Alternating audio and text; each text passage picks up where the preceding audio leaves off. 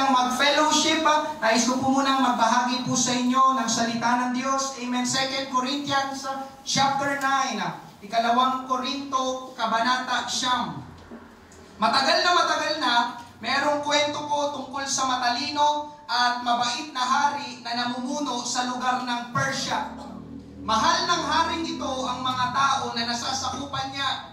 At gusto niyang malaman kung paano sila namumuhay at gusto niyang malaman kung ano ang mga paghihirap na pinagdaraanan nila. Kaya minsan ay nagpapanggap ang haring ito na isang pulube. Papalitan niya ang ayos niya na hindi siya makikilala ng mga tao bilang hari. Tapos pupuntahan niya ang mga bahay ng kanyang nasasakupan. At hindi nga siya nakikilala na siya yung kanilang hari. Isang beses, pumunta yung hari sa isang napakahirap na mamamayan na nakatira sa ilalim ng bahay o parang bodega. At nakisalamuha siya doon, kinain niya yung magaspang na pagkain na kinakain ng taong mahirap. At habang kumakain sila ay nagsasalita, nakikapagkwentuhan yung hari, amen, nagsasalita siya ng mga magaganda, mabubuti, at nakakalakas na salita doon sa taong mahirap. Pagtapos ng kanilang pag-uusap, ay umalis na yung hari. Makaraan ng ilang araw, bumalik ulit yung hari doon sa bahay nung taong mahirap na yon, at sa tagpong iyon ay nagpakilala na yung hari kung sino talaga siya. Pagdating ng hari, sabi niya, "Ako ang iyong hari." Tapos pagsabi ng hari ng ganon, ay inakala nito na manghihingi yung taong mahirap ng regalo o pagkain o anumang pabor mula sa hari. Pero hindi ganon ang ginawa ng taong mahirap. Sa halip, nagsalita yung taong mahirap ng ganito, "Kamahalan, aming hari, ikaw pala yan. Iniwan mo ang iyong palasyo at kaluwalhatian para puntahan ako dito sa madilim at malungkot na tinitirhan ko. Tapos kinain mo ba yung pagkain na kinakain ko? Nagdala ka ng saya sa puso ko. Sa iba, binigay mo ang iyong mayayamang regalo, subalit sa akin ay ibinigay mo ang iyong sarili." Kung bakit ko po yung naikwento ay dahil ganon na ganon ang ginawa ng ating Panginoong Hesus. Hindi lang niya ibinigay ang ilan sa kanya o ilang bahagi na meron siya, kundi ibinigay niya mismo ng buo ang kanyang sarili para sa iyo at para sa akin. Sabi pa doon sa nabasa ko na, sabi ay, "The King of Glory, the Lord Jesus Christ, gave Himself to you and me." The Bible calls Him the unspeakable gift. Kaya yun po ang aking ibabahagi ngayong umaga. God's unspeakable gift. Amen? Basahin po natin ang ating main text, 2 Corinthians chapter 9, verse 15. Isang talata lamang po ito. Ang sabi po ay ganito, "Salamat sa Diyos dahil sa kanyang kaloob na di masabi." Amen? Sabi naman sa ibang salin ng Tagalog, "Salamat sa Diyos dahil sa kanyang di mailarawang kaloob." Sabi pa sa ibang salin ng Tagalog, "Pasalamatan natin ang Diyos sa kanyang kaloob na hindi natin kayang ipaliwanag." Amen? Ang ganda ng sabi sa King James Version, "Thanks be unto God for His unspeakable gift." Amen? Tayo po'y sandaling manalangin ngayong umaga. Panginoon Diyos, marami pong salamat sa umagang ito. Idinako mo kami sa lugar na ito sa pagtitipon upang sambahin ka at makapakinig ng iyong mga salita. Salamat sa bilang ng mga mananampalataya, Panginoon, na kasama namin ngayong umaga. Pagpalain mo, Diyos, ang pangangaral ng iyong salita. Pagpalain mo, Panginoon, ang mga natitirang oras sa gawain ito na kami magkakasama, Panginoon. Buksan mo mga puso't isipan ng bawat isa ngayong umaga, O Diyos. Salamat, Panginoon, sa iyong kaloob na hindi masabi, hindi maipaliwanag o hindi mailarawan. Salamat, ibinigay mo ang iyong sarili para sa amin. Ito pong aming panalangin sa pangalan ni Jesus. Amen. Amen. Praise God. Yung binasa po nating kaloob, amen, yun po ay regalo. sa ibang salin ng Tagalog. Gift sa English. Sabi po sa ating mga binasang talata, ang regalo ng Diyos ay unspeakable. Kapag sinabi pong unspeakable, inexpressible, indescribable. Sa Tagalog ay hindi mailarawan o hindi maipaliwanag. Ibig sabihin mga kapatid, hindi mo kayang sabihin ng salita lang. Too deep for words. Sobrang lalim para sa salita. Yung nagkukulang ang salita dahil nagkukulang ang ating isipan. Amen?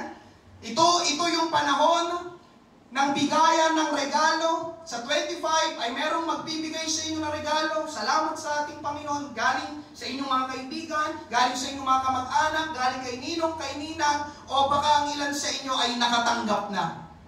Amen? Meron po ba sa inyo nakatanggap na ng regalo? Amen. Doon po sa mga nakatanggap ng regalo, meron po ba sa inyo, pagbukas mo ng gift wrapper, at pagkakita mo ng regalo na ibinigay sa'yo, hindi mo may paliwanag yung regalo?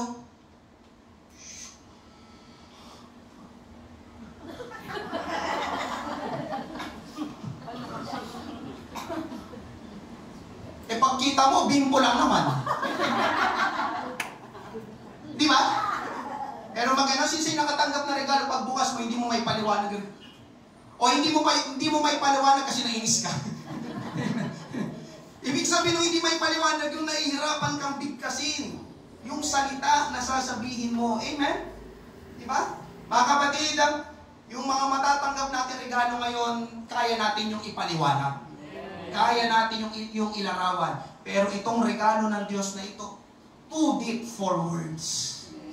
Hindi mo basta-basta mailalarawan o maipapaliwanag. Amen? Hallelujah! Ngayong umaga mga kapatid, ang pag-usapan natin ay bakit unspeakable yung regalo. Una, the gift is unspeakable because the gift comes from unspeakable love. Ang regalo ay hindi masabi, hindi maipaliwanag, sapagkat ang regalo ay galing sa hindi maipaliwanag na pag-ibig. Hindi mailarawan na pag-ibig. Amen? Lahat po ng tao ay may emosyon. Tama po ba? At nakapaloob o kasama sa emosyon ng tao ay pag-ibig. Umiibig ang tao. Amen po ba? Sino sa inyo umibig na? Nasaktan na? Huwag niya naitasan ninyo. Bawat isa po sa atin dito ay may kakayahang umibig. Amen? Kaya lang mga kapatid, ang pag-ibig ng tao, pag-ibig natin ay kayang ipaliwanag o ilarawan. Diba?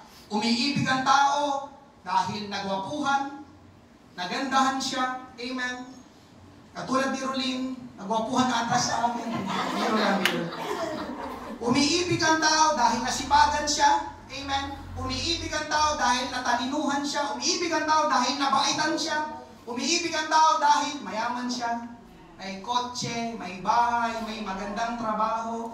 Umiibig ang tao dahil meron siyang nakikita o matatanggap na mabuti na pakinabang doon sa tao. Sa madaling sabi mga kapatid, umiibig ang tao dahil kahit papaano may mapapala siya doon sa iibigin niya. Ganun ang tao mga kapatid. Pero iba ang pag-ibig ng Diyos sa pag-ibig ng tao. Dahil ang pag-ibig po ng Diyos ay hindi po natin basta-basta maipapaliwanag. Binasa natin kanina, John chapter 3, verse 16. Pero English, for God so loved the world that He gave His only begotten Son, that whoever believes in Him should not perish, but have everlasting life. Gusto ko pong bigyan natin ng pansin ng salitang so love. Amen? Sa Tagalog ay lubos na minahal ng Diyos. Amen? Mahal na mahal ng Diyos. Parang ganun sa Tagalog mga kapatid. Ang sanlibutan, ang sangkatauhan, ang tao. Pero hindi yun ganun lang. Nalubos tayong minahal ng Diyos. Alam nyo mga kapatid, kung babasahin at pag-aaralan nyo po ang Bible, amen, tingin po kayo lahat sa akin. Kapag babasahin at pag-aaralan nyo po ang Bible, sakit lagi ng ulo ng Diyos ang tao. Salamat sa tatlong nag-amen. Uulitin ko, sakit lagi ng ulo ng Diyos ang tao. Amen? Nilikha ng Diyos sina Adan at Eva. Sa unang aklat sa Bible, sa Genesis, nag-utos ang Diyos na meron silang hindi dapat kainin. Sinunod ba nila Adan? Hindi. Ganon ang tao, mga kapatid. Sinabi ng huwag, gagawin pa rin. Amen? Oo, huwag mong hawakan yan. Basa pa yan, kakapintura lang.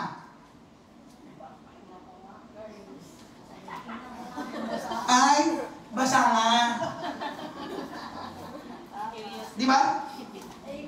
Mga kapatid, ganon ang tao.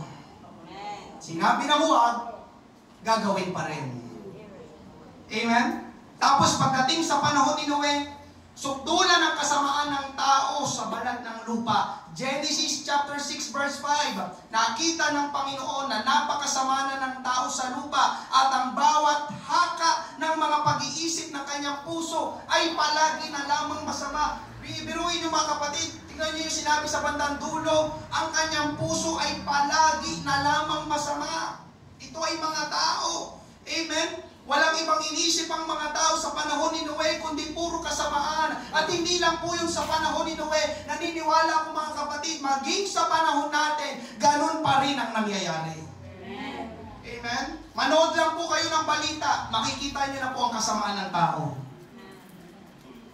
Amen po ba? Amen. At meron pa, sa panahon naman ni Moses, paglabas nila sa pagkaalipin sa Ehipto, umakyat si Moses sa bundok ng Sinai para makipagtagpo sa Diyos na buhay. Naiwan yung mga kababayan ng Israelita sa paanan ng bundok. Ang nangyari mga kapatid, nainip sila. Ang tagal naman ni Moses. Babalik pa ba siya?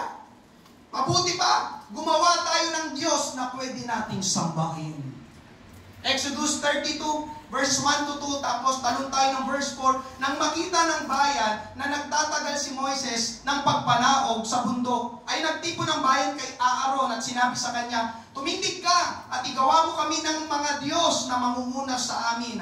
Sapagkat ang Moises na ito na naglabas sa amin mula sa lupain ng Ehipto ay hindi namin alam kung ano na ang nangyari sa kanya. At sinabi ni Aaron sa kanila, alisin ninyo ang mga hikaw na ginto na nasa tainga ng inyong asawa, ng inyong mga anak na lalaki at babae, at dalhin ninyo sa akin. Verse 4, kanyang tinanggap ang ginto mula sa kanila at hinubog ito sa pamamagitan ng isang kagamitang panlilok at ginawang isang hinulmang guya. Yung guya ay yung batang baka. Ginawa nilang golden calf. Gumawa sila ng isang larawang hayop sa pamamagitan ng ginto. Tapos tignan niyo sinabi, at kanilang sinabi, ang mga ito, ang iyong mga Diyos, o Israel, na naglabas sa iyo mula sa lupain ng Ehipto. Narito ang mga Israelita, mga kapatid, nakalimutan nila na ang Diyos ang naglabas sa kanila sa Ehipto, hindi yung gininto ang guya. Ito din po ay larawan din ng mga tao sa panahon natin. Ano yun, pastor? Ang bilis makalimot. Ang bilis makalimutan ng ginawa ng Diyos na kabutihan sa kanilang buhay. At isa pa, ang bilis, amen, ipagpalit ng tao ang Diyos sa ibang bagay. Diba? Pinagpalit nila agad ng Diyos. Gawa na lang tayo ng ginito ang guya. Siyang sasambahin natin sapagkat siyang naglabas sa atin. No? Hindi yung ginito ang guya naglabas sa inyo sa Ehipto. Amen? Hindi, amen, yung ibang mga Diyos ang nagpatawad sa inyong mga kasalanan. Amen? Walang iba kundi ang ating Panginoong Hesus. Amen? Kaya lang mga kapatid, narito, di ba? Paminsan, Sunday ngayon, church day. Ay, sorry Lord, aalis po kami. May birthday, may outing, may bisita sa bahay. Bakit ganyan po itingin niyo po sa akin? Mga kapatid, ngayong umaga, kung ikaw ang tatanungin ko, kaya mo bang ibigin ang taong masuwayin? Kaya mo bang ibigin ang taong puro kasamaan ang nasa puso at isipan? Kaya mo bang ibigin ang taong nakalimutan ka at pinagpalit ka agad sa iba? Amen? Pagtapos kang gawa ng kabutihan, susuwayin ka, tatalikuran ka, ipagpapalit ka, gagawang ka ng masama. Alam niyo mga kapatid, sa tingin ko, mahihirapan tayo. Baka sumuko tayo. Baka hindi natin kaya. Amen? Pero alam niyo mga kapatid, ang magandang balita ngayong umaga, ang Diyos kaya niya. Nagawa niya. Amen? Binasa natin kanina, nagawa ng Diyos na ibigay ang kanyang minamahal at bugtong na anak na si Jesus sa mga taong masuwayin, sa mga taong masama, sa mga taong mabilis makalimutan at ipagpalit ang Diyos. Amen? Katunayan mga kapatid, ang tao pa ang nagpapatay sa Panginoong Jesus. May talinghaga po sa Bagong Tipan. Amen? Ito po ay naglalarawan actually sa Israel, sa mga propeta at sa Panginoong Hesus. Basahin po natin Matthew 21:33-39. Pakinggan ninyo ang isa pang talinghaga. May isang tao na pinuno ng sambahayan na nagtanim ng isang ubasan at binakuran niya ang palibot nito. Humukay siya roon ng isang pisaan ng ubas at nagtayo ng isang toreng bantayan. Ipinagkatiwala niya iyon sa mga magsasaka at nagtungo siya sa ibang lupain. Nang malapit ng panahon ng pamumunga, sinugo niya ang kanyang mga alipin sa mga magsasaka upang kunin ang mga bunga nito. Ngunit kinuha ng mga magsasaka ang kanyang mga alipin at binugbog nila ang isa, pinatay ang iba at pinagbabato ang isa pa. Muli siyang nagsugo ng ibang mga alipin na mas marami pa sa nauna at gayon din ang ginawa nila sa kanila. Verse 37, sa kahuli-hulihay, sinugo niya sa kanila ang kanyang anak na lalaki na nagsasabi, igagalang nila ang aking anak. Verse 38, ngunit nang makita ng mga magsasakang anak, sinabi nila sa kanilang sarili, ito ang tagapagmana. Halika kayo, patayin natin siya at kunin natin ang kanyang mana. Kaya kanilang kinuha siya, itinapon sa labas ng ubasan at pinatay. Para maunawaan po natin ang talinghagang ito, ang pinuno ng sambahayan dito ay ang Diyos. Ang ubasan ay ang bansang Israel. Ang mga magsasaka ay ang mga Israelita. Ang mga alipin doon ay yung mga propeta sa Lumang Tipan, sa Old Testament. At ang anak ay walang iba kundi si Jesus Christ. Ang Israel ay bayan ng Diyos, pagmamay-ari ng Diyos. Kaya lang, kapag binasa po natin ang Bible, mga kapatid, lagi silang tumatalikod at gumagawa ng kasalanan sa harapan ng Diyos. Kaya ang ginagawa ng Diyos, pinapadala niya ang mga propeta na pinili niya para mangaral sa mga Israelita na sila ay manumbalik sa Diyos. Lagi silang tumatalikod, ibinibigay sila ng Diyos sa ibang mga bansa. Ngayon, magpapadala ng Diyos ng mga prophet, mga propeta sa kanila, mga ngaral sa bayan ng Diyos. Kaya lang, ang kadalasang nangyayari, sa halip na magsisi, nagagalit ang Israel. Amen? Anong ginagawa nila? Kinukulong o pinapatay nila ang mga propeta na pinapadala sa kanila. Pag binasa yung Bible, yung mga tinawag ng Diyos, pumunta ka sa aking bayan, sa Israel, mangaral ka, itong sabihin mo sa kanila. Hindi maganda yung sinabi ng Diyos sa propeta, nasasabihin dun sa bayan ng Israel. Kapag sabi ng propeta dun sa bayan ng Israel, nagagalit yung mga Israelita. Hindi yan totoo, hindi yan ang sabi ng Diyos. Kapag binasa nyo, grabe mga kapatid, kawawa yung mga propeta sa mga Israelita. Amen? Subalit, sabi nga sa verse 35, ngunit kinuha ng mga magsasaka ang kanyang mga alipin. At anong ginawa? Binugbog nila ang isa, pinatay ang iba, at pinagbabato ang isa pa. Ito'y larawan ng mga nangyari sa Lumang Tipan. Ngayon, mismong anak na nung may-ari ng ubasan ang pinadala niya. Sabi pa niya, anak ko na ito. Sigurado, igagalang na nila ang anak ko. Pero ang sabi sa verse 38 at 39, pati ang anak ay pinatay nila. Amen? Ito ang Panginoong Hesus na parito sa lupa, pinadala ng Diyos upang abutin ang tao, upang ibalik ang tao sa Diyos, upang maligtas ang tao, pero ginawan pa rin siya ng hindi mabuti ng tao. Alam niyo mga kapatid, God is omniscient. Ibig sabihin, He is all-knowing. Alam lahat ng Diyos. Hindi pa nangyayari, hindi pa natin alam, pero alam na ng Diyos dahil Diyos siya. Kaya, ibig sabihin mga kapatid, alam ng Diyos ang mangyayari kapag pinadala niya dito sa lupa ang Panginoong Hesus. Alam ng Diyos na sasaktan ng tao si Hesus. Alam ng Diyos na pagsasalitaan ng hindi maganda ng tao si Hesus. Alam ng Diyos na ipapako sa krus ng tao si Hesus. Pero, pinadala pa rin ng Diyos ang ating Panginoong Hesus. Nakita niyo po, nakuha niyo po ba yung punto? Amen. Amen? Kung tayo yun, mga kapatid, kung ang Diyos ay parang tao, at alam natin yung mangyayari na hindi maganda, ay, hindi na. Di ba? Ay, hindi na. Ayun na lang. Yung anak ko, di ba? Parang gano'n, sasaktan mo, bububugin mo, papatayin mo. Di ba? Sa inyo may kayang gano'n. Kaya mo ibigay yung iyong anak para saktan ng iba. Meron po ba dito? Amen? Pero iba ang Diyos, mga kapatid. Bakit ngayon nagawa? Dahil sa pag-ibig. Dahil sa kanyang pag-ibig. Amen? Pastor, yun lang? Paano niya nagawa, Pastor? Explain mo naman. Paano pag-ibig lang? Mga kapatid, hindi ko may papaliwanag basta-basta at eksakto ang pag-ibig ng Diyos. Kaya nga unspeakable eh.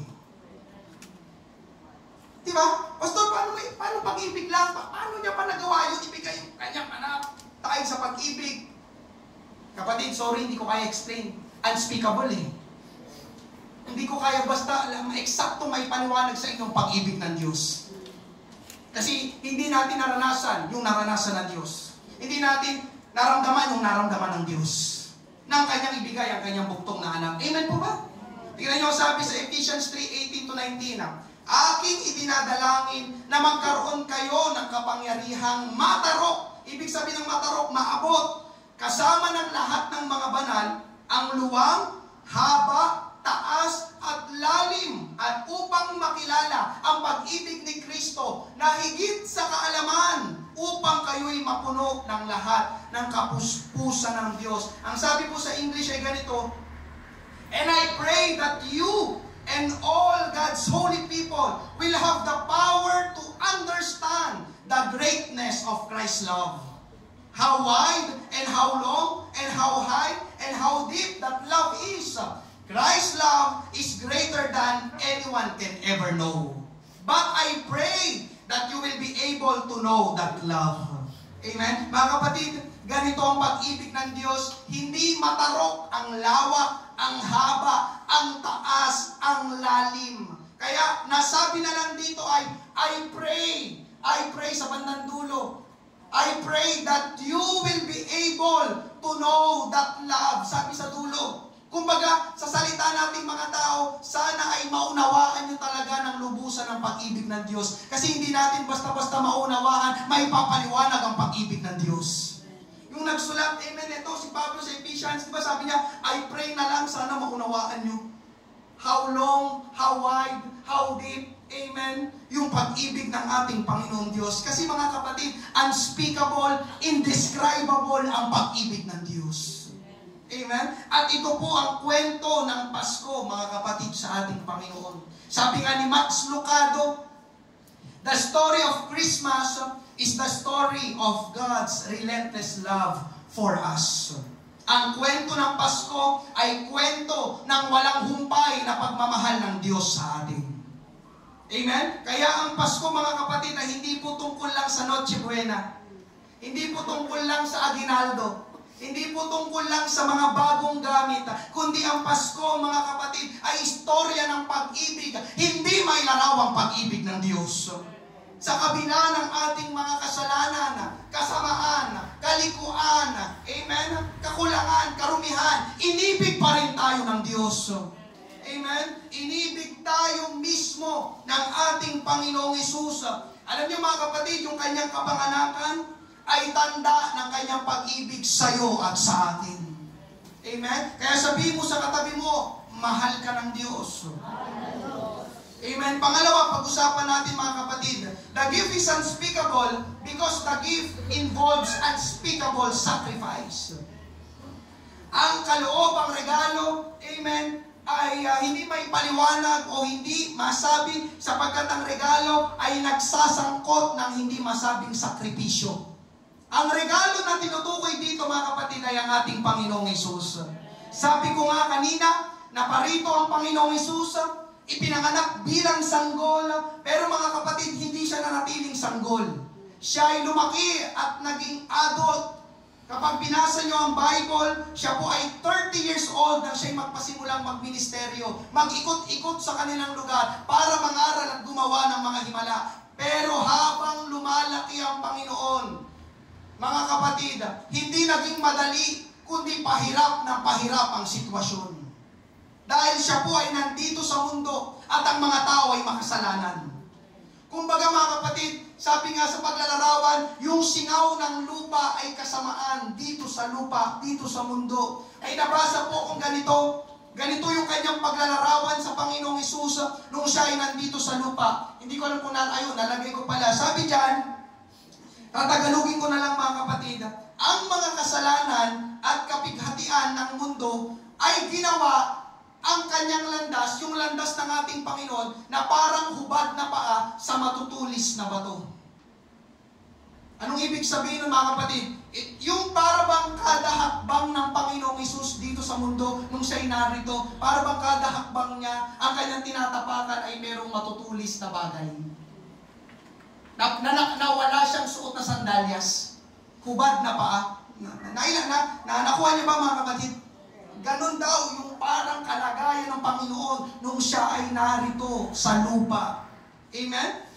At alam ng Panginoong Hesus ang mangyayari sa kanya, na siya ay magdadanas ng matinding paghihirap mula sa paglatigo, pagbugbog at pagpapapako sa krus.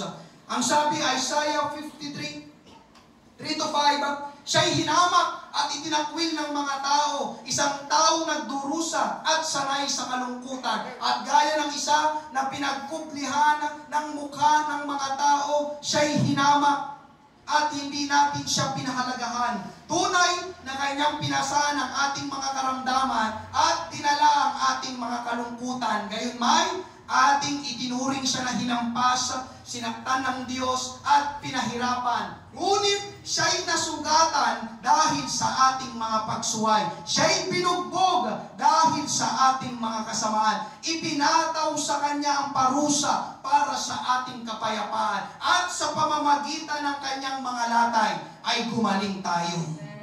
Pansinin niyo mga kapatid yung mga salita. Hinama, ang English ko ay hated, itinakwil, rejected, nagdurusa, suffering, kalungkutan, hindi pinahalagahan, hinampas, sinaktan, pinahirapan, nasugatan, binugbog. Diba? Para bang mga kapatid, yung binabasa pa lang natin, umaaray ka na, di ba? Amen? Lahat po ng binasa natin mga kapatid, dinanas ng ating Panginoong Hesus. Kaya kaakibat o kasama ng pagparito ng Panginoong Hesus ay matinding sakripisyo o paghihirap. Bakit ang second point ay unspeakable sacrifice? Hindi masabing sakripisyo. Amen? Basta bakit unspeakable sacrifice? Alam niyo ang sagot mga kapatid? Dahil hindi deserve ng Panginoon yung mga binasa natin. Hindi deserve ni Jesus yung itinakwil, hinamak, nagdusa, binugbog, sinaktan, pinako. Hindi mga kapatid, hindi karapat dapat sa Panginoong Hesus ang magdanas ng ganong paghihirap. Mga kapatid, ang totoo ngayong umaga, ikaw at ako ang dapat saktan. Ikaw at ako ang dapat pahirapan. Ikaw at ako ang dapat tanggihan. Ikaw at ako ang dapat bugbugin. Ikaw at ako ang dapat ipako sa krus. Yun ang totoo mga kapatid. Yun ang totoo. Amen? Hallelujah. Deserve natin yun. Dahil hindi si Jesus ang nagkasala, kundi tayo. Amen? Mga kapatid, kung tutusin, hallelujah, napakaganda po ng kalagayan ng Panginoong Hesus sa langit. Sinabi kong napakaganda dahil walang hindi maganda o hindi mabuting bagay sa langit. Lahat ng gusto ng tao na maranasan dito sa lupa, naroon sa langit. Kapayapaan, kasaganaan, kagalakan, walang problema. Sino sa inyo walang gusto ng walang problema? Amen. Doon sa langit, walang problema. Amen. Sabi ko nga, walang pangit doon, walang hindi maganda, walang hindi mabuting bagay sa langit. Amen po ba? Hallelujah. At pwedeng sabihin ng Panginoong Hesus, bakit ako bababa sa lupa? Para maghirap?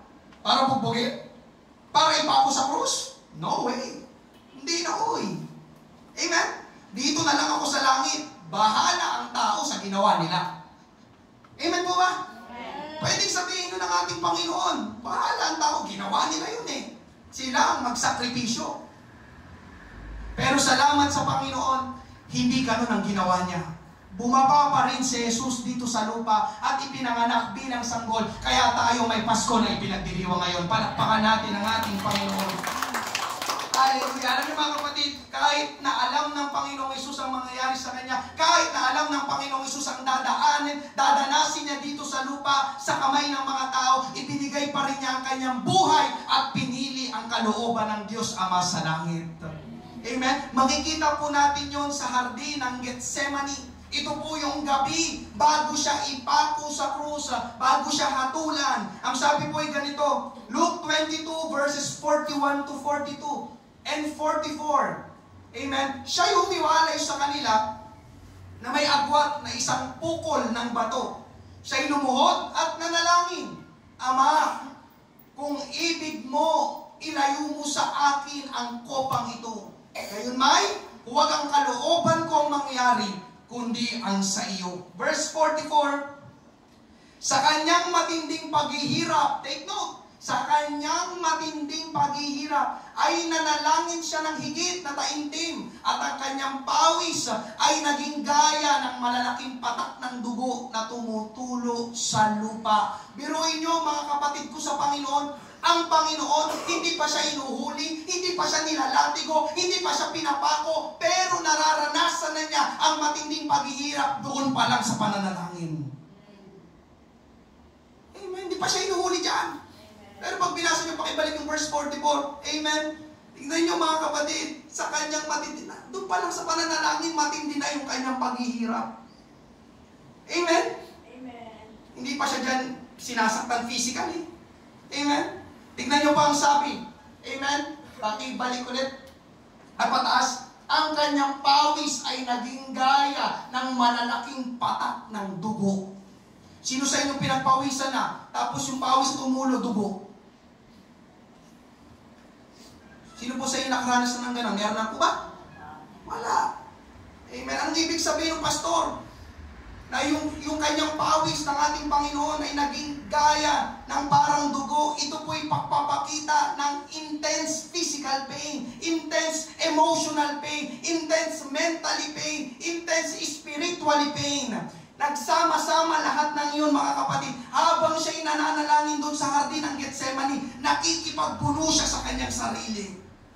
Amen? Bakit? Dahil alam ng Panginoon ang mga susunod na mangyayari sa kanya. Panginoon, ito na yung oras na ayoko sanang harapin. Pero Lord, baka naman pwede malayo sa akin ang sarong ito. Di ba? Mabiruin mo doon sa kanyang pananalangin, tumutulo yung kanya. Lord, ito na yun eh. Dumating na yung araw. Amen? Hallelujah. Alam niyo mga kapatid, kumbaga, si Jesus ay nasa death row at siya na ang susunod na isasalang para patayin. Yun yung kanyang kalagayan at nararamdaman sa tagpong ito. Ang tanong ko ngayong umaga mga kapatid, kung ikaw ang nasa kalagayan ng Panginoong Hesus dito, anong mararamdaman mo? Ikaw ay nasa death row at ikaw ang susunod na isasalang. Nakuha niyo po ba mga kapatid? Pero salamat sa Panginoon, sinabi pa rin ng Panginoon, Lord, not my will, but your will be done. Kaya dumaan ang Panginoon sa matinding paghihirap. Amen? Hallelujah. Alam natin yung nangyari sa Kanya. Amen? Hindi pa siya ipinapako. Grabe na mga kapatid. Amen? Sabi nga, yung kapag pinanood niyo yung original na pelikula ng The Passion of the Christ, yung pinakauna, yung matagal na, yun. Mas malapit doon. Mas malapit doon. Yung nangyari, yung dinanas ng ating Panginoong Hesus. Amen? Yung paglatigo pa lang sa Kanya, amen, kapag pinag-aralan daw noon sa ancient times, yung mga latigo ng mga Romanong sundalo, hindi lang yun yung basta yung lupit natin sa panahon natin ngayon. Hindi, mga kapatid, makapal yun na lupit, at doon sa dulo ng lupit, may pangawit yun. Alam niyo yung pangawit? Amen? Wala akong picture eh. Na kapag hinampas yun ng Romanong sundalo, pag kumapit yun sa balat, paghatak ng Romano, Kaya, pinuhin niyo mga kapatid, doon pa lang sa atin ng Getsemani, alam na ng Panginoon, Lord, please. Amen? At doon sa krus, mga kapatid, habang nakalambitin ng Panginoon, hirap na sabi niya ang mga ganitong pananalita. Matthew 27:46. Amen? At nang malapit na ang oras na ikasyam, ay sumigaw si Jesus ng may malakas na tinig na sinasabi, Eli, Eli, lama sabachthani? Na ang kahulugan ay, Diyos ko, bakit mo ako pinabayaan? Nasabi mismo ng Panginoong Hesus, Diyos ko, bakit mo ako pinabayaan? Ang pakiramdam ng Panginoon dito, mga kapatid, habang siya'y nakabayubay sa krus, ay iniwan at pinabayaan siya ng Diyos. Yun yung kanyang pakiramdam. Kaya ba natin yun?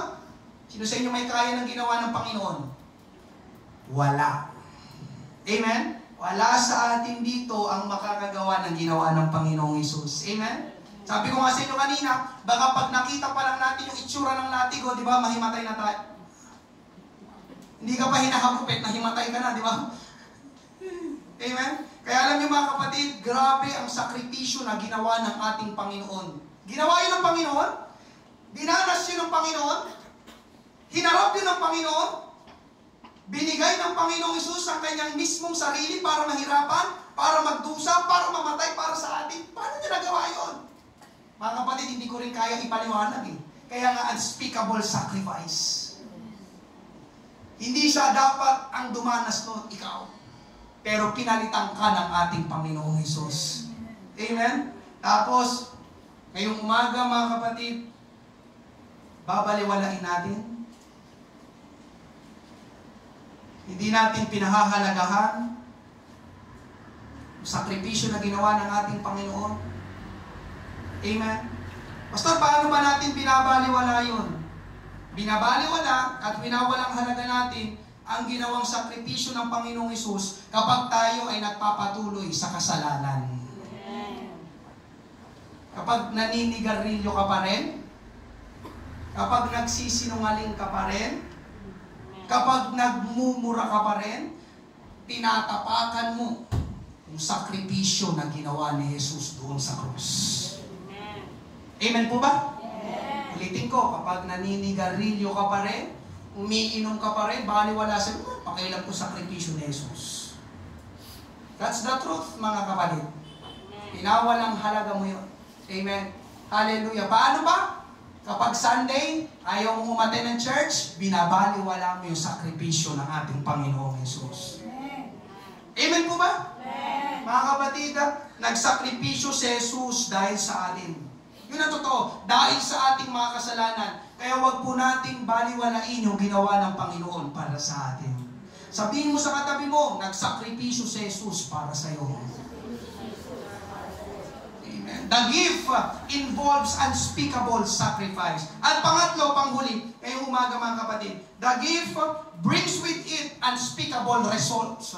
Amen? Yung kaloob na yon, yung regalo na yun ng Diyos ay merong hindi maipaliwanag. Amen? O hindi masabing mga resulta. Amen? Yung regalo ay ang ating Panginoong Hesus. At itong regalo na ito mga kapatid ay hindi basta ordinaryong regalo lang. Kung sino si Jesus, kung anong kayang gawin ng Panginoong Hesus, ganun ang nagagawa, ganun ang hatid, ganun ang resulta nitong regalo na ito.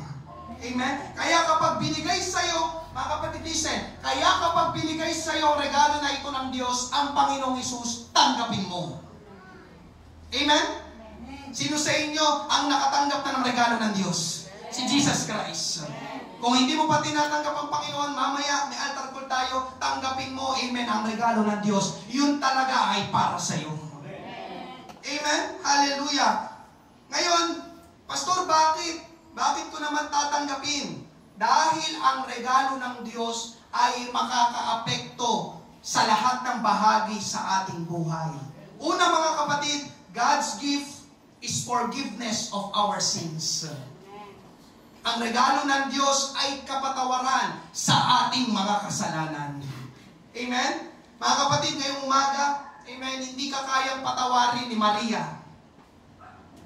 Ulitin ko, hindi ka kayang patawarin ni Maria. Hindi ka rin kayang patawarin ni Santa Marta. Ulitin ko, hindi ka kayang patawarin Santa Marta sa iyong mga kasalanan. Dahil hindi naman sila Diyos na may kakayahang magpatawad sa atin. Pero ang regalo na ito ng Diyos, ang Panginoong Hesus, siya ang may kakayahan na patawarin tayo sa ating mga kasalanan dahil siya ang tunay at buhay na Diyos. Sabi nga sa Mark chapter 2 verse 5, nang makita ni Jesus ang kanilang pananampalataya, sinabi niya sa lumpo, "Anak, pinatatawad na ang iyong mga kasalanan." Alam niyo mga kapatid, wala po tayong mababasa sa Bible na ang ibang tao ay nagsabi ng sinabi ni Jesus na pinatawad na ang iyong mga kasalanan. Wala po tayong mababasa gano'n. Ang nagsabi lang ng mga katagang ito ay walang iba kundi ang ating Panginoong Hesus lang. Anak, pinatatawad na ang iyong mga kasalanan. Dahil si Jesus ang tunay at buhay na Diyos. Amen? And He can forgive your sins. Amen po ba? Kaya nga unspeakable result, ang regalo na ito, kapatawaran. Lahat tayo mga kapatid, nagkasala. Wala sino man sa lugar na ito ang hindi nagkasala. Ikaw, ako, nagkasala. At ang sabi ng Bible, ang kasalanan ay may kabayaran. Pero salamat sa dakilang pag-ibig ng Diyos, minahal ka niya kaibigan, minahal ka niya kapatid sa ating Panginoon. At dahil sa kanyang pag-ibig sa iyo, pinatawad ka ng Diyos kung ihihingi mo ng tawad at pagsisisihan ng iyong mga kasalanan. Amen? Tandaan natin mga kapatid, itong napakaganda sa ating Panginoon. When God forgives, He forgets. When God forgives, He forgets. Kapag pinatawad ka ng Diyos, kinalimutan niya na, hindi lang ang isa, dalawa, tatlong kasalanan natin, kinalimutan niya lahat ng ating mga kasalanan. Amen? Kaya ang Diyos hindi katulad ng tao. Amen? Tayo, nagpapatawad tayo. Amen po ba? Kaya lang problema sa atin, pinatatawad na kita. Pero isa na lang, ha? Isa na lang. Isa pa. Ganun ang tao, amen? Pero ang Diyos, when God forgives, He forgets you. Parang na-zero lahat. Yung parang maruming papel, amen? Naging clear ulit, naging puti lahat. Amen po ba? Kaya alam niyo mga kapatid, napakabuti ng Diyos. Amen. Ikalawa mga kapatid, God's gift is change of life. Ang regalo ng Diyos ay pagbabago ng buhay. Sino po sa inyo nakatanggap na ng regalo? Amen. Amen. Sino po? Hindi ko naman po hingin. Baka nahiya po kayo. Akala niyo naman po hingin ko po. Amen. Sa lahat po ng mga nakatanggap ng regalo. Amen. Sa mga nakatanggap mo ng regalo, sino po sa inyo yung pagbukas mo ng regalo, amen, o yung natanggap mo nung nakarang taon na lang, natanggap mo regalo nakarang taon, pagbukas mo, amen, simula nung natanggap mo yung regalo na yon, nabago na ang buhay mo. Meron po ba? Meron po ba? Pagbukas mo ng regalo na binigay sa'yo ni Ninong, ni Ninang, nakamag-anak, wow, grabe kitchen. Simula ngayon, babaguhin ito ang buhay ko. Sabit-sabit mo sa bag mo, di ba? Kahit saan ka nagpupunta, nabago na buhay ko, may keychain na ako. Meron po bang gano'n? Walang gano'n mga kapatid. Amen. Ang totoo, hindi kayang baguhin ang regalo na matatanggap mo ngayong Pasko ang buhay mo. Wala. Kahit gaano yung kamahal, kahit gaano yung kaganda, mga kapatid, hindi ka kayang baguhin yan. Subalit, ang magandang balita, may isang regalo. Ang ating Panginoong Hesus, na kapag tinanggap mo siya ng sincero at seryoso sa iyong buhay, mababago ang iyong buhay. Amen. Amen. Bakit mga kapatid? Sapagkat yun ang ginagawa ng Panginoong Hesus. Siya ay nagbabago ng buhay. Ganon ang ginawa niya sa akin at ganon ang ginawa niya sa inyo mga kapatid. Sino dito pinago ng Panginoon ang iyong buhay? Amen. Kasi yun ang ginagawa ng ating Panginoon. Amen po ba? Kaya kapag inalok sa iyo ang ating Panginoong Hesus, tanggapin mo. Amen? Para mabago ang buhay mo. Amen. 2 Corinthians 5:17, kaya't kung ang sino man ay na kay Kristo, siya'y bagong nilalang. Ang mga lumang bagay ay lumipas na. Tingnan ninyo, ang lahat ay naging bago. Praise God. Amen. Unspeakable result. buhay ko, paano yun? Di ba? Hindi ko may paliwanag, di ba? Si Jesus ang makakapagpaliwanag sa inyo yan. Amen po ba? Basta, di ko alam, tinanggap ko lang. Amen. Tapos, para bang, hindi ko na alam yung mga dati kong ginagawa, parang bigla na akong nandiri. Amen. Amen po ba, mga kapatid? Kasi ganun ang nagagawa kapag tinanggap mo ang ating Panginoong Hesus. Amen. Basta sincero at seryoso ang iyong pagtanggap. Amen. Ikatlo, mga kapatid, God's gift brings peace into our hearts. Ang regalo ng Diyos ay naghahatid ng kapayapaan sa ating puso. Kagaya po ng pinangaral ko nung nakaraang linggo, ang hatid, amen, ni Jesus sa atin ay kapayapaan. Kapayapaan na hindi tulad ng binibigay ng sanlibutan, kundi kapayapaan na tanging kay Jesus lang natin mararanasan. Kasi alam niyo, mga kapatid, ang totoo, wala naman talagang kapayapaan dito sa mundo. Wala. Ulitin ko, wala. Walang kapayapaan dito sa mundo. Amen? Hindi ko po sinisiraan, amen, yung ating pamahalaan, pero di ba dapat sila ang dapat nagpapatupad ng kapayapaan. Pero sila mismo, di ba? Hindi magkasundo-sundo, nagkakagulo. Kuha niyo ba, mga kapatid? Amen? Hindi lang basta sa ibang bansa, pati sa loob ng bahay ng mga tao, walang kapayapaan. Amen po ba? Amen. Yung iba, meron pa silang feng shui, meron pa silang pusa na gumagalaw sa kamay, meron pa silang palaspas sa pintuan. Amen? Pero alam niyo, mga kapatid, walang kapayapaan. Magulo doon sa loob ng bahay, nagsisigawan, nagmumurahan, nagbubugbugan. Amen? Hallelujah! Pero mga kapatid, kapag nasa iyo ang Panginoong Hesus, kahit ang gulo-gulo sa paligid mo, may nangyayaring hindi maganda, hindi ka basta-basta maapektuhan. Panatag ka. Bakit? Dahil may kapayapaan sa puso mo, dahil nasa buhay mo ang Panginoong Hesus. John 14:27, si Jesus ang nagsasalita dito, kapayapaan ang iniiwan ko sa inyo. Praise God! Ang aking kapayapaan ay ibinibigay ko sa inyo. Praise God!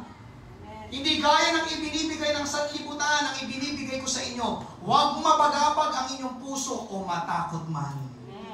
Amen? Sino dito may kapayapaan ng ating Panginoong Hesus? Praise God! Alam niyo, mga kapatid, ako, ramdam ko naman, amen, na talagang may kapayapaan kayo. Alam niyo kung bakit? Alam niyo kung bakit? Nakikita ko may kapayapaan kayo. Amen? Kasi pati sa church, nakakatulog kayo. Kaya sa grabe kapayapaan ng kapatid ko ito, si brother at si sister. Pati sa church talaga, dala-dala niya yung kapayapaan ng Diyos. Praise God! Hallelujah! Kaya alam niyo, mga kapatid, salamat sa Panginoon. Amen? May kapayapaan tayo, di ba? Amen, mga kapatid. Sa bahay tayo, amen. Unspeakable result, amen. Talagang sabi ko, pag nakita ko, grabe, talagang may kapayapaan si brother ng ating Panginoon tsaka si sister. Woo! Lord, ako rin, bigyan mo rin ako ng kapayapaan. Ika-apat, mga kapatid, God's gift qualifies us to ministry. Ang regalo ng Diyos, amen, ay, ano ba yung nagka-qualify? Yung ibinibilang tayo, amen, na tayo'y makapag-ministeryo, makapaglingkod sa ating Panginoon. Alam niyo, mga kapatid, itinuturing kong malaking pagpapala na ako ay makapag-ministeryo, makapag-ministry sa isang church na kagaya nito, at ako'y makapaglingkod sa ating Panginoon. Alam niyo kung bakit, mga kapatid? Sapagkat kung hindi ako naglilingkod sa Panginoon, nasaan kaya ako ngayon? Amen? Kung hindi ako nakatayo dito, nangangaral sa inyo, ano kayang ginagawa ko ngayon? Kaya alam niyo, mga kapatid, ang ministry, pagpapala sa aking buhay. Sa aming pamilya. Amen po ba? Hallelujah. Kaya kung gusto mong ma-involve, maglingkod sa Panginoon, sabihin mo lang. Amen po ba? 1 Timothy 1:12, nagpapasalamat ako sa Kanya na nagpapalakas sa akin kay Kristo Jesus na Panginoon natin, sapagkat ako'y itinuring niyang tapat na ako'y inilagay sa paglilingkod sa Kanya. Praise God. Ikalima, mga kapatid, amen, panghuli, God's gift will lead us to eternal life. ang regalo ng Diyos ay magdadala sa atin sa buhay na walang hanggan. Amen? Alam niyo mga kapatid, ito ang pinakadakilang resulta ng regalo ng Diyos. Ang Panginoong Jesus ang magdadala sa atin, ang magbibigay sa atin ng buhay na walang hanggan. Amen? Meron ba kayong regalo? Meron ba kayong regalo na kaya kang dalhin sa langit? Meron ba dito? Amen? Dito? Amen? Meron ba kayong regalo na kaya kang dalhin sa langit? Wala, mga kapatid. Ang regalo lang ng Diyos ang magdadala sa atin sa buhay na walang hanggan. And His name is Jesus. Amen. Romans 6:23, sapagkat ang kabayaran ng kasalanan ay kamatayan. Biruin nyo, tignan nyo yung sinabi.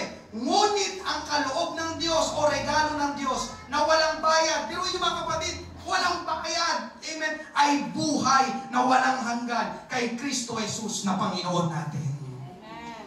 Yung regalo niya sa iyo mga kapatid, hindi mo ka na kailangang bayaran. Ibinigay niya ng libre. Ano yung regalo niya na yun? Buhay na walang hanggan. Amen? Na matatagpuan lang natin kay Kristo Jesus na Panginoon natin. Amen po ba? Hallelujah! Kaya mga kapatid, ang regalo na ito ng Diyos ay gagawin tayong mamamayan ng langit.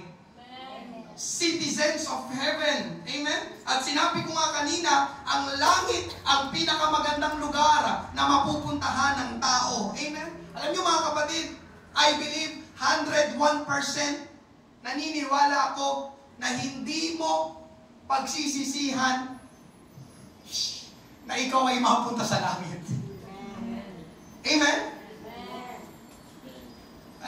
Wala akong naniniwala ko na hindi ganon ang dadanasin ng tao. Yung para mga sabihin ng tao, bakit ako na sa langit? Walang ganon mga kapatid. Hindi mo pagsisisihan na ikaw ay mapunta sa langit. Kaya alam niyo mga kapatid, talo ng pagiging mamamayan ng langit ang maging mamamayan ng kahit na anumang mayamang bansa dito sa mundo. Mamamayan ka ng Amerika, praise God. Mamamayan ka ng Canada, ng Australia, praise God, hallelujah. Pero alam niyo mga kapatid, hindi mahihigitan ng mga benepisyo nila at pagpapala nila ang mararanasan natin sa langit kapiling ang ating Panginoong Hesus. Amen. At isa pa, amen, tandaan po natin mga kapatid, pansamantala lang lahat dito sa mundo. Pero doon sa langit, habang buhay na. Amen. Kaya ngayong umaga, mga kapatid, sa aking pagtatapos, kung ang Diyos ang greatest giver, ang regalo naman niya, ang Panginoong Hesus, ang greatest gift. If God is the greatest giver, then Jesus Christ is the greatest gift. Amen. Walang makakapantay at makakahigit sa inalay na pag-ibig, ginawang sakripisyo at mga resulta na hatid sa atin ng ating Panginoong Hesus. Yes, makakatanggap po kayo ng mga regalo ngayong Pasko. Pero ang regalo na ito ng Diyos, ang pinakadakilang regalo na matatanggap mo. Amen? Ulitin ko, ang regalo na ito ng Diyos, ang pinakadakilang regalo na matatanggap mo. O marahil, amen, nalulungkot ka dahil wala ka pang natatanggap na regalo. Ngayong umaga, inaalok ko sa iyo ang unspeakable gift, si Jesus Christ. Amen. Alam niyo mga kapatid, kahit gaano pa kamahal ang regalong binili at tinanggap mo, wala nang mas mamahal pa sa regalo ng Diyos ang ating Panginoong Hesus. Amen. Hindi po siya matutungbasan ng anumang material na bagay na regalo ngayong Pasko. Amen. Panghuli na mga kapatid, isang quote, sabi ni Corrie ten Boom, who can add to Christmas? The perfect motive is that God so loved the world. The perfect gift is that He gave His only Son.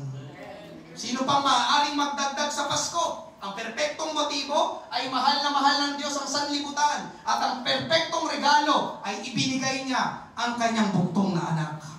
Amen? Kaya alam niyo mga kapatid, tama yung inawit ng mga nanay kanina. Ngayong Pasko, itaas ang ngalan niya. Ngayong Pasko, magdiwang ang mundo. Bakit dapat talaga na magdiwang ang mundo? Dahil naparito si Jesus ang hindi masabi o may paliwanag na regalo para iligtas ang tao. Ikaw at ako, palakpakan natin ang ating Panginoon. Praise God. Hallelujah. Kaya ngayong umaga mga kapatid, God's unspeakable gift. Amen? Tayo po'y magsiyong lahat ngayong umaga. Salamat sa ating Panginoon. Praise God. Ako po'y magpapakasakali ngayong umaga. Thank you, Lord. Bago po tayo mag-altar call, meron po ba ditong first time, hindi mo pa tinatanggap si Jesus sa iyong buhay? Amen. Maaari mo itaas ang iyong kamay. Gaya ng iyong narinig kanina, si Jesus, ang regalo na ito ng Diyos, ang pinakadakilang regalo na matatanggap mo ngayong Pasko. Meron po ba? Praise God. Hallelujah. Thank you, Jesus. Kung wala mga kapatid, hallelujah, tayo po palang lahat ay mga mananampalataya, magkakapatid sa ating Panginoon.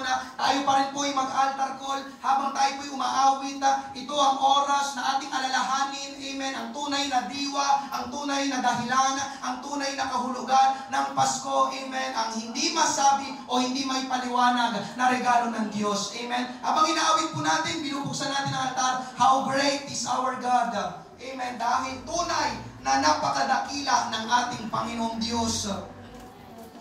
Praise God. Thank you, Jesus. You are worthy to be praised. The splendor of the King.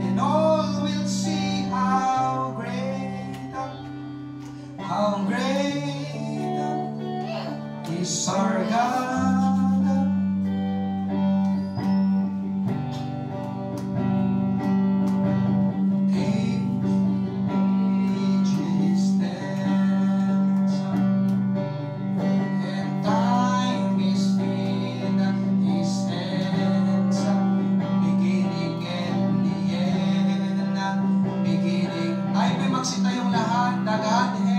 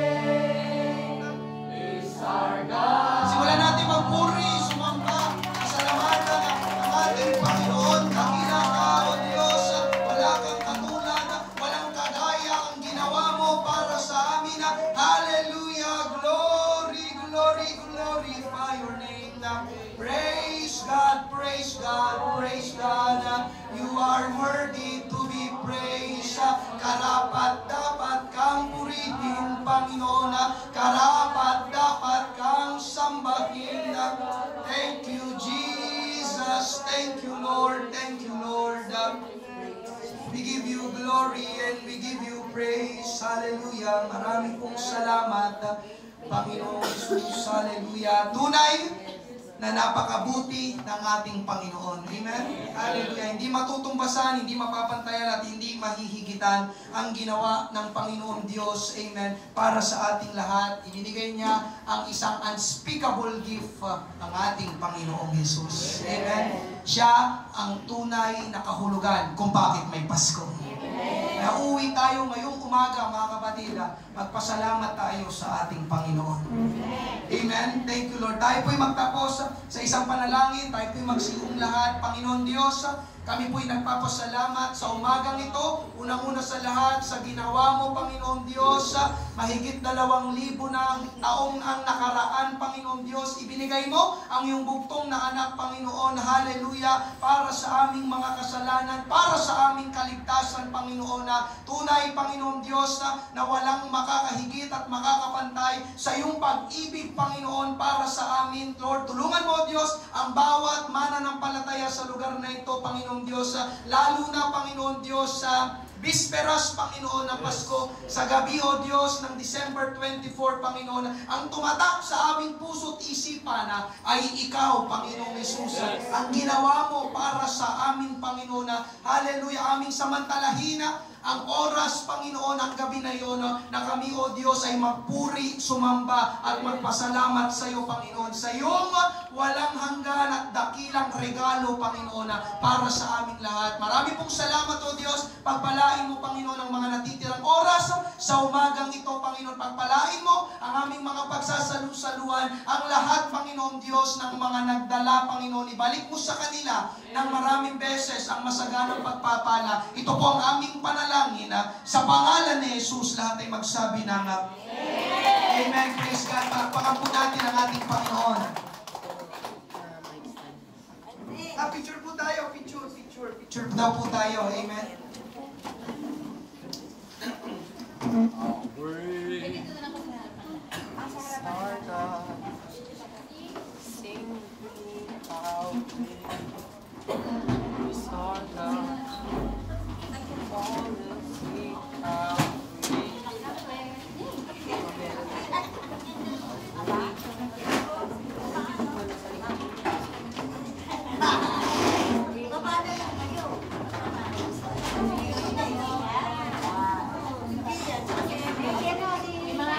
Lalaki na sa likod na lang.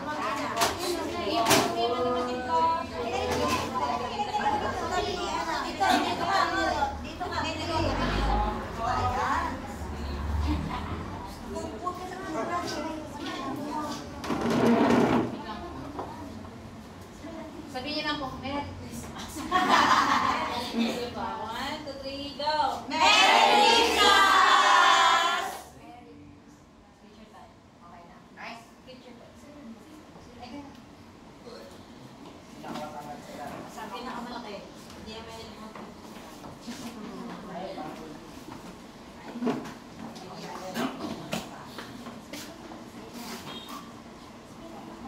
One, two, three.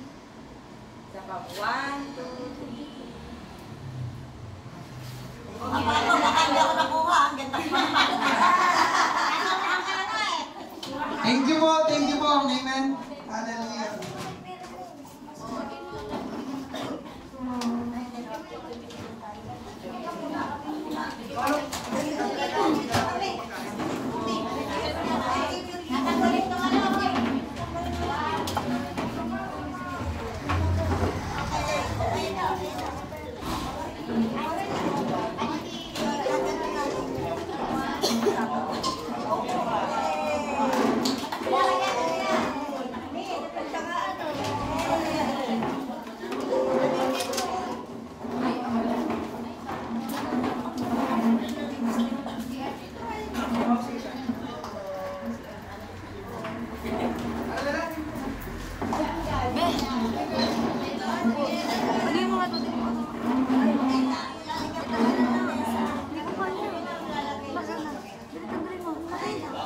Hindi kayo muna